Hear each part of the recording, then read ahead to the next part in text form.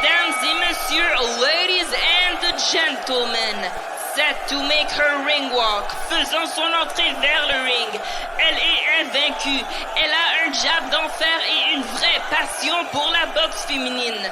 She is undefeated, she has a tremendous jab and a true passion for women's boxing. Veuillez accueillir la terreur rimouskoise. Let's welcome the terror of Rimouski, Marie-Ève Albert!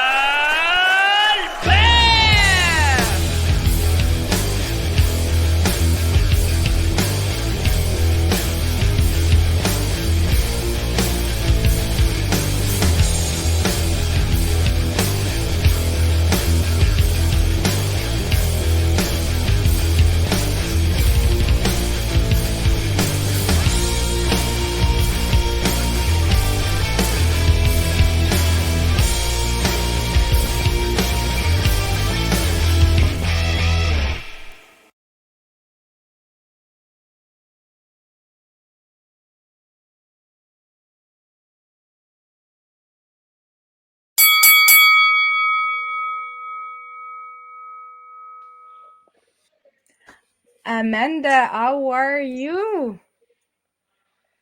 Great. Thank you for having me, Marie. It's been an honor. I'm very happy to have you. I'm excited to sit with you. Yes, I'm very, very happy to have you. Let's talk. We will talk about 2023 for sure, because I'm pretty sure you're full of projects. But let's come back first. I want to talk to you about your 2022 first of all, because you had a crazy year, very emotional year last year. And right after all the pandemic, where you were inactive, then suddenly you had 3 fights, an injury, but also a lot of emotions. You went through a lot of things. Your mom, passed away. You were in fight camp, and you fought not a long time before.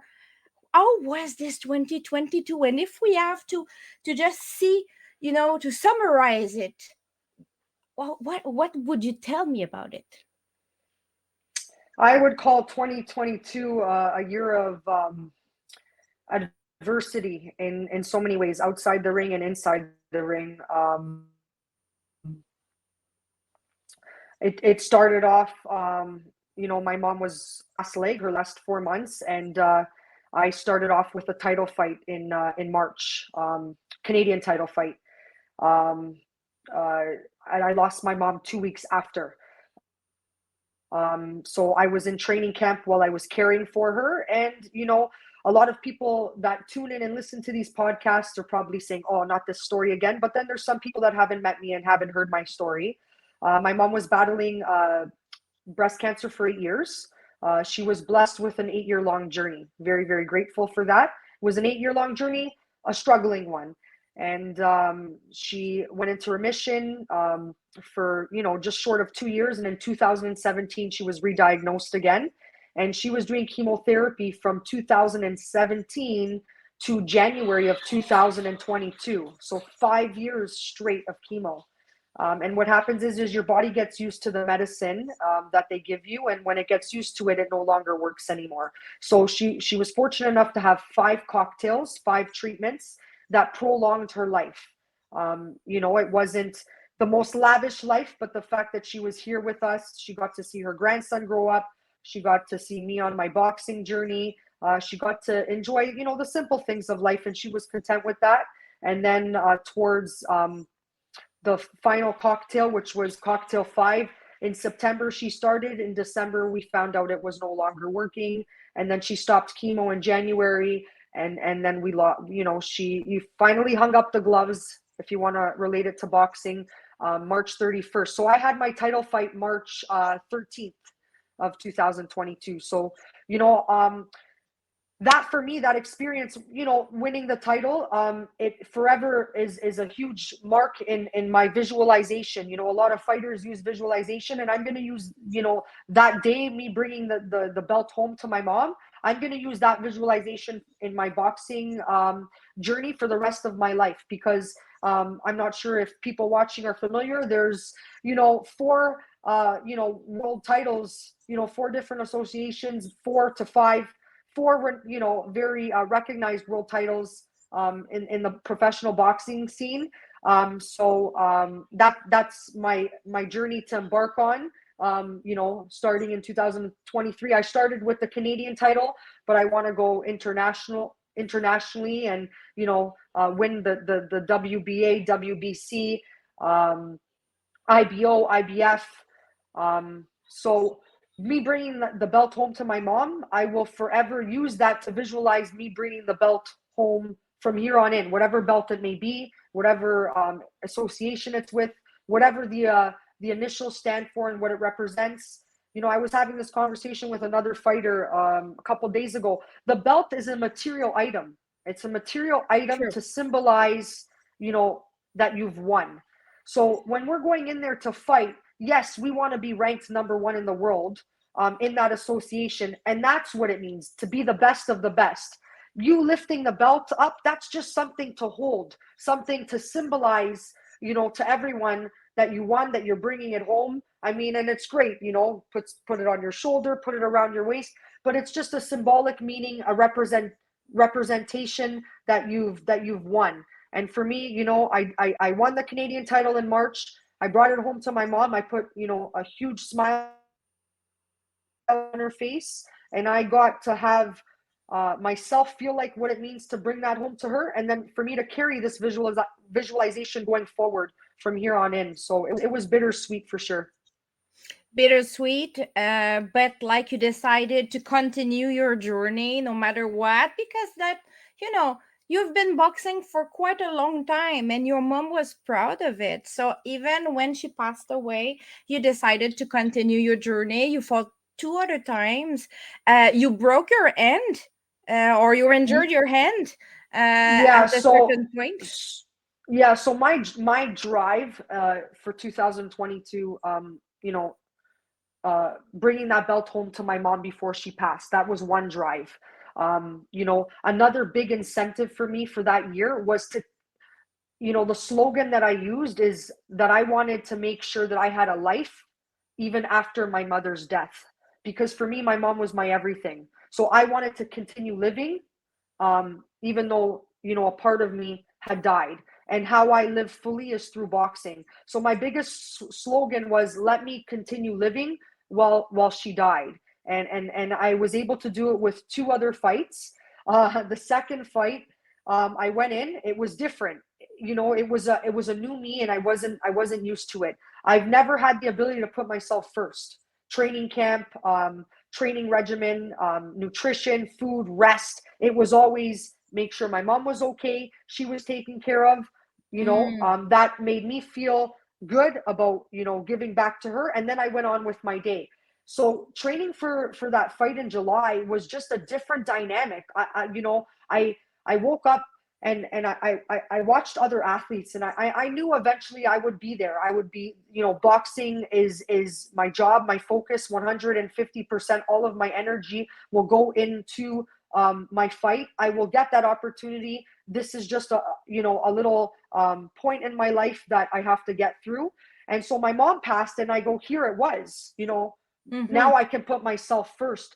But it was so different from what I was used to. It took me a little bit to adjust. I was waking up in the morning and I'm like, I didn't know where to start, because usually I had to get her washed. It's a work in progress, learning, Yeah, feed her relearning breakfast, how to act. relearning how to live for me. Yes. So I thought the training camp to July was gonna be easy. It was definitely different. I thought it was gonna be different but easier, but it was actually different and harder in a different way, just because I felt lost and I didn't know how to routine base myself.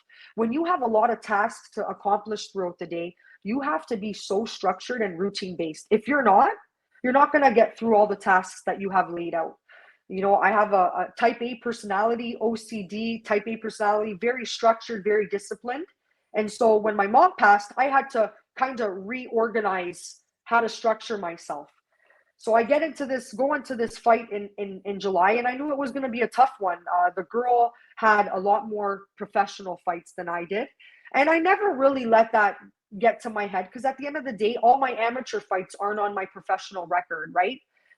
So they don't know that I'm coming in with 65, 66 amateur fights. And I don't know what they've done as an amateur. But she had a lot of professional fights. She actually was, a contender for against 2 world champions, and she fell short by just a point or two.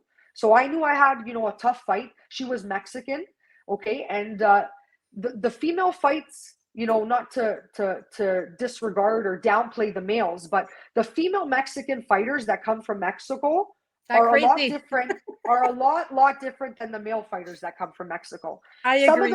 Because there's so many male fighters, okay, some of the male fighters that come from Mexico maybe just come for a paycheck. They come, they fight, they may train for it, they may not. I can't comment as to what they do, but some of them just come and maybe they just have they've grown up fighting, so they'll come fight, figure they're going to get paid and leave. The female Mexican fighters, I'm at 8 professional fights right now, and 6 of them have been Mexican. Okay. Yeah, Munoz, Museo Munoz, she had like 18 fights before facing you. Yes. 8 pro fights. And as you said, yes, I have an amateur background, but amateur and pros are very different. And she fought Isis Vargas, Jessica Chavez, many, many, many very good, Daniela Asenjo, very, very good fighters before you.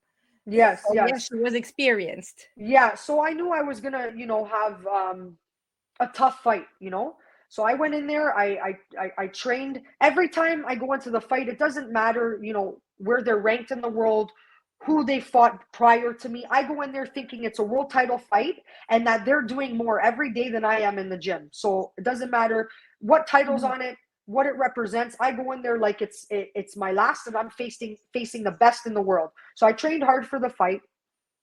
So I go in and first round, 27 seconds. I'm 33 years old. I've never broken any bone in my body except my nose once. I broke my nose once, 16 years ago. First 27 seconds, I threw a right hand and I landed. And the excruciating amount of pain that I had when I landed this right hand, I can't even explain it to you. They say when your adrenaline kicks in, pain is less. Yeah. Well, I don't know if it's because it was so fresh in the round. I don't know if my adrenaline wasn't at a peak where it was enough, but you felt it. It killed. So what happened is we knew she was going to come down to the body with a jab, and we knew this going into the fight. So, my coach gave me direction that as soon as you see her get small and lead the body jab, overhand with the right away, capitalize on that experience. So what happened is as she came in to throw that jab to my body, I threw the right hand and I connected. You boxed her with one hand only. Yeah, this is the first round, first 27 seconds. I landed it on her forehead as she came in. And I came back to the corner after round 1, and I looked at my coach and I said, because I never broke something before, I knew it was different, that it was broken. I looked at him, I said, my right hand's broken. My coach looked at me and he said, it's going to be a long night. Yes. That was his answer. And the thing is there's no quit, right? If I would have stopped fighting, I would have lost to injury. So I continued. Exactly. So you decided to continue to go on with one end, mainly because it was probably very difficult to use the broken end the way, not to worsen it that much because you knew it was a serious injury. But yeah, the first 3 rounds, I did use it. Okay, I did use my right hand, but I was yelling. Like I have pictures with veins coming out of my neck. How I was landing it was just hurting. And after the first 3 rounds, the 4th round, I went in and I was so confident in how I was doing with my left, because I was obviously throwing my left hand way more than my right. Mm-hmm. I became so confident with how I was controlling the fight and how I was using my left. I said to myself, I'm not going to throw my right because I'm dominating with my left. And then it also became to the point where the pain was so bad that my body, like my mind wasn't letting me throw my right hand anymore. Like Mm-hmm. I was trying to, and it was like something was stopping me to go. And I finished the fight throwing the left hand. And listen, I'm very, very hard on myself. The rest of my team is. I watched the fight 3, 4 times. I don't feel that I scored a draw. Um, I feel that I won. I won by 2 rounds. Okay, even that's being generous and giving her a round. You know, Mm-hmm. um, I was in my backyard. I was in my hometown. I was in Toronto, and being an outsider and attending fights and getting to know the professional game. Usually, when you're in your backyard and you have an outsider coming in, you're protected. Yes, most of the time we see it. We see local Yes. decisions or So for me, it didn't make sense, because if it was a draw, to me that meant that I lost, and my backyard was protecting me by giving me the draw. But I truly felt that I won. So why am I not getting the win? Why am I getting a draw? You know? So I came out with a draw, grateful that I don't have a loss on my record. And I moved on, and I was blessed to fight one more at the end of December. And the best blessing is that, usually it's 3 months, 4 months in between fights. I mean, I don't like it. I wish it could be a minimum of 2, 6 weeks, even, just because you're so used to the amateur turnaround, the activity. I do really well with staying active. I don't like the leg in the middle. But I was a 4 month gap before my third fight in 2022. So it was like the hand injury didn't even exist. I had a cast on, I had to rehab my hand, and I had to take my time with hitting the pads again and sparring. I started sparring probably the second or third week of October.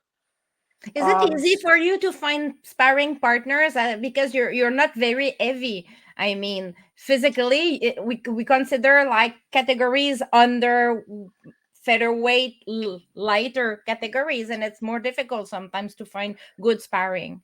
no, I've been blessed. If the more picky you become, the more challenging it gets, right? So if you're gonna spar with someone, if you're gonna say that you can only spar with people, get picky, and then you start to minimize the opportunities you have to spar. Mm-hmm. So I mean, I'm whoever asked me to spar, providing that it's great sparring, and I don't have to travel too far away. I'm totally in for it. Like, I've been super blessed for sparring. I haven't had to leave because the sparring has been super amazing. I'm sparring with a former 2-time world champion, Lindsay Garbett, who has Mm-hmm. almost 15, 16 professional fights under her. She's won a world title twice. She's got even MMA experience. The amount of footwork that she has, and Yeah, and Lindsay like is a tough girl. the She's a tough girl. and Mm-hmm. yeah, I'm sparring with Sarah, who's ranked on an amateur level, as well as now has become into the professional ratings as well. So between the three of us, we're leveling each other up True. constantly. And then I even had been sparring with Bonnie. I was sparring with Bonnie up until the handbrake, and then I haven't resumed sparring with Bonnie, but I'm gonna be in contact with her and do that. Like, I'm not picky. If someone reaches out to me, and it's like I said, somewhere where tops an hour drive, I'll do it. Sarah, spars out of Guelph. We know how beneficial the sparring is. So if we have to drive, we take turns. I'll drive to her one day, she drives to me, because we really value that work, right? So I have to say I'm very, very fortunate with the sparring that I receive. And then when it gets to if I have a southpaw opponent, I have Huff Boxing Gym about 3 to 4 minutes from my gym, and I go in with the guys if I need southpaw opponents. True. So Absolutely. yeah, I've been blessed with a lot of sparring. Haven't had to travel for it, but if the opportunity there to travel is there, I'll go. Like, gonna reach out to Kim Clavel. I'd love to do some work with her. I'm open to go, right? So you got to assess where the work is. You got to ensure that you're constantly being challenged. I've been sparring with Lindsay and Sarah for a while, but it's not, I haven't plateaued where it's stagnant. They're constantly adapting and making changes that I have to level up and adapt as well. If I don't, you know, then I'm not growing as a fighter. True. If I'm Absolutely. leveling up so much that they can't keep up, then I have to make a change. But we're not really there yet, right? So, kudos to them for leveling up their game. And every time we spar, it's like whatever gym we're at, everybody stops. It's like we always joke around and say we got to start charging for You are 33 years spectators old when they're in the now. gym. You're 33 years old now. Yeah. I know that you turned pro. You told before you talked before about it. You turned pro a little bit late because you had an amateur dream. And with Boxing Canada, you're not the only one who had issues, but many had issues with Boxing Canada. Do you regret not having turned pro earlier, knowing what you know now? Um, no, because I mean, age is just a number. I've been told that I've turned pro a little bit too late, but I don't believe that. I mean, the It's not best, too right? late. It's not too late. Well, like too late in the sense of number wise, my age. But the Yes. best in the world right now that have the rankings and the ratings and are holding the belts are at 36, 37. And, I'm 33. So if this is the time that, I'm going to peak, I'm peaking now. I also don't regret my choice to turn pro when I did, because I wanted to ensure that as an amateur, there were no like, what if this happened or what if that, or, oh, this changed and I left too early. I should have stayed. So, the circumstances, and like you said, a lot of female fighters and male fighters have had them with Boxing Canada. The Mm. circumstances presented themselves, twice in my amateur career. I was a 2014 representative for Team Canada, and I was a 2018 representative for Team Canada. And the only reason why I stayed 2018 and I fulfilled the year until 2019 is because it was the year of the Worlds. So I figured I've been an amateur for 14 years now. The Worlds is 6 months around the corner. What's another 6 months? The Worlds is a very, very renowned, recognized tournament. Yes. It's actually even more complex than the Olympics, because all the countries are there. So I said, you know what? I'm gonna hang on these last 6 months and just try to go for gold, be on the podium, and be number one in the world as an amateur, because it's going to help market me as a professional. True. And then I didn't get an invitation to attend the tournament, and then it was like, that's it. So The the timing worlds was were, there to turn pro. The timing yeah, was there to so turn pro. the worlds were in December. I needed to have an invitation to attend. Not only did I not receive an invitation because I didn't meet their criteria, but I also had to pay for my journey to the worlds. And I was fine with paying, no problem. But it just didn't make sense. If there was a criteria to meet, Mhm. then if there was a criteria to meet and you were paying for my journey to attend, then it makes sense maybe why you're presenting this criteria. But now you're providing that I have to meet this criteria, and you're also asking me to pay for the whole trip. Why is there criteria? That's And the crazy. best part is that in 2018, that year that I won the nationals, um, the girl that placed second, she's a professional now as well. I beat her at the end, and it wasn't like she was the best one to beat in the tournament, that they had a second choice to take so and so as a silver medalist to replace me at the Worlds. Boxing Canada chose to have nobody at 118 pounds, 54 kilos, rather than send me. It makes absolutely no sense. Yeah, that's crazy. And we have seen it before, and a lot of girls decided to turn pro, no, boys as well. A lot of people decided to turn pro because they were tired of that system. Tell Yeah. me quick before we leave 2023 at the end of the year, if we So talk again, 2000, okay, in December as an yes. example, where do you want to be?